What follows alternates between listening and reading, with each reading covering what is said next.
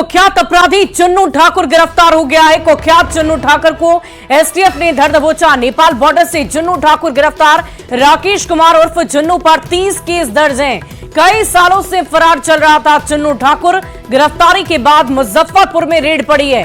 राकेश उर्फ चुन्नू के घर पर छापेमारी हुई। एक पिस्टल, कई कागजात बरामद हुए। पुलिस हिरासत में चुन्नू ठाकुर की पत्नी से पूछताछ लगातार जारी है। मुजफ्फरपुर एसएसपी राकेश कुमार ने इस बाबत पूरी जानकारी दी है। बड़ी खबर आपको बता रहे हैं, राकेश उर्फ चुन्नू के घर पर छापेमारी चल रही है।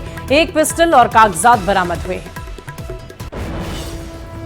वहीं गोपालगंज में पुलिस ने 3 आरोपियों को 8,800 सिम कार्ड और नेपाली करेंसी के साथ गिरफ्तार कर लिया है। एसपी स्वर्ण प्रभात ने बताया कि जांच एजेंसियों से मिले इनपुट के आधार पर यूपी बिहार के बलथरी चेकपोस्ट के पास वाहन चेकिंग अभियान चलाकर गाड़ी से 3 साइबर अपराधियों को 8,800 सिम कार्ड और करीब 18,000 नेपाली करेंसी के साथ गिरफ्तार कर लिया गया। पुलिस ने बरामद सिम कार्ड से चुनाव में गड़बड़ी फैलाने की आशंका जताई है। चेकिंग लगातार चलाया जा रहा है और इसी क्रम में कुचायकोट थाना अंतर्गत बलथरी चेकपोस्ट पर 3 लोगों को गिरफ्तार किया गया था। उनके पास से करीब 8,800 सिम बरामद किए गए थे जो विभिन्न अलग अलग कंपनियों के थे। इनसे पूछताछ किया गया और इनके पास से कुछ नेपाली रुपए भी करीब 18,000 बरामद किए गए थे। तो इन्होंने पूछताछ में बताया कि ये नेपाल के काठमांडू से ऑपरेट करते हैं और ये रहने वाले वेस्ट बंगाल के हैं। इनके पास से एक वेस्ट बंगाल नंबर की एक गाड़ी भी बरामद की गई है। इनसे पूछताछ किया गया है। इनके कॉल डिटेल्स खंगाले जा रहे हैं। वहीं बांग्लादेश से पूर्णिया अपने रिश्तेदार के यहां घूमने आए बांग्लादेशी परिवार के 5 सदस्य भीषण हादसे का शिकार हो गए। हादसे में पिता और बेटी की मौके पर ही दर्दनाक मौत हो गई। घायल पत्नी और बहन और बेटे को निजी अस्पताल में इलाज के लिए भर्ती किया गया है। परिजनों ने बताया कि बांग्लादेशी परिवार अपनी बहन नयानगर गांव में अपने पूरे परिवार के साथ घूमने आया था और तभी सड़क दुर्घटना में बेटी की मौत को सुनकर घायल पिता ने इलाज के दौरान ही दम तोड़ दिया। हालांकि पत्नी, बेटी और बहन इलाज के लिए निजी अस्पताल में भर्ती किए गए हैं।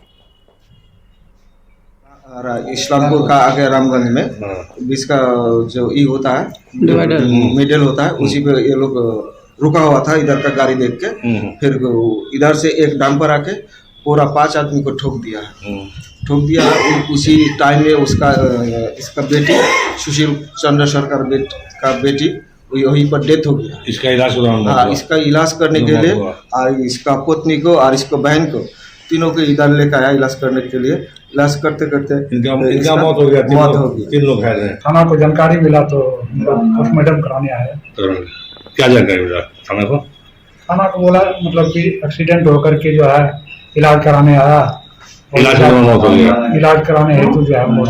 3 लोग घायल हुए हैं। 3 आदमी घायल हुए हैं।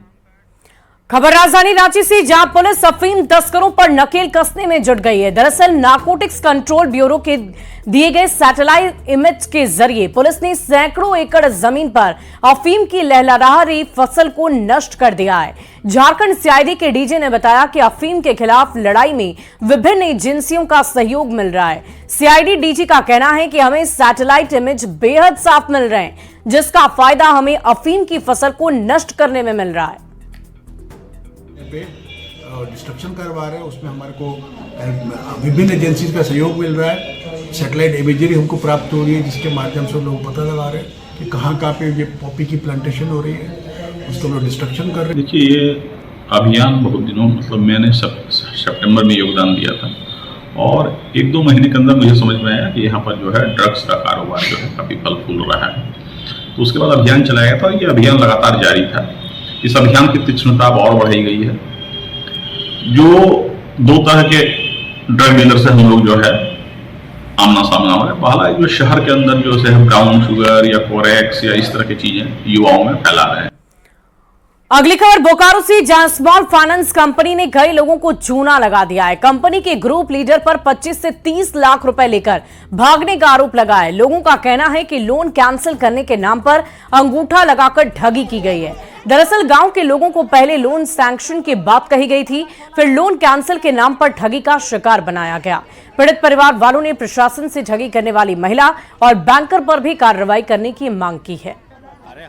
मिला जब इसका घर में सर लोग आए तो पता चला कि ये घर में नहीं है, चली गई है यहाँ से। तो शाम को जब पता चला कि सर ये घर बेच के चली गई है, और उस दिन इसका 40,000 का कलेक्शन था। तो 40,000 का कलेक्शन अब पता सर के हाथ में नहीं आया है, 40,000 का कलेक्शन भी लेके वो चली गई है। वो क्या किया, बाहर से एक बुलक का है, वो हम लोग भी नहीं जानते थे कि बैंक में काम करता है या इसका दुकान है, लेकिन ये सेटिंग किया दुकान वाला को। पहले भी हम लोग लोन लिए थे तो फिंगर बाहर से ले जाता था, लेकिन हम लोग को ले जाके बैंक में पैसा दिलाता था कस्टमर ही। अब क्या किया है, फिंगर ले लिया है घरे घर जाके, हम लोग को पता भी नहीं है कि यहाँ पैसा मिला है कि नहीं मिला है, तो उससे दूसरा रोज तो भागिए गया। पर एक ग्रुप लोन चलता था, उसमें महिला लोग सब लोन लेते थे। तो उसमें हुआ है कि इन लोग का जो लोन एक बार उठाए उन लोग चुकता कर दिए हैं। फिर जो ग्रुप का लीडर जो बने थे वो इन लोग का लोन खुद अपने नाम से, इन लोग का नाम से लेकर के पैसा अपने खुद रखते थे। इन लोग का अपने अकाउंट में पैसा आया, इन लोग को बोल करके कि आप लोग का लोन आया हुआ है, आप लोग पैसा लेना चाहते हैं कि नहीं। ये लोग बोला कि नहीं लेना है, हमको क्लोज करवाना। तो बोला फिंगर लगा दीजिए, क्लोज हो जाएगा। इन लोग को